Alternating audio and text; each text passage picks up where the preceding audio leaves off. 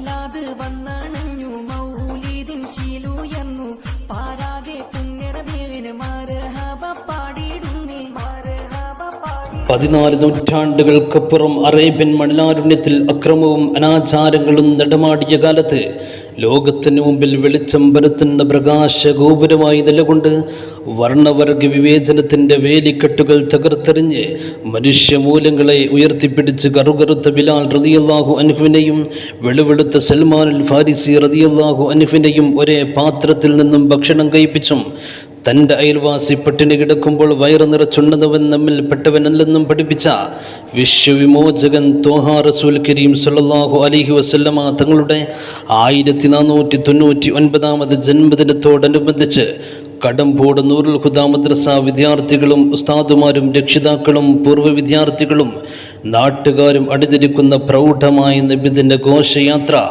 മണ്ണിലും വിണ്ണിലും നബിയുടെ പ്രകീർത്തനങ്ങൾ കൊണ്ട് പ്രകമ്പനം കൊള്ളിച്ച് നാളെ രാവിലെ കൃത്യം 7 മണിക്ക് മദ്രസ പരിസരത്ത് നിന്നും തുടക്കം കുറിക്കുമ്പോൾ മുഴുവൻ പ്രവാചക പ്രേമികൾക്കും ഹൃദ്യമായ സ്വാഗതം.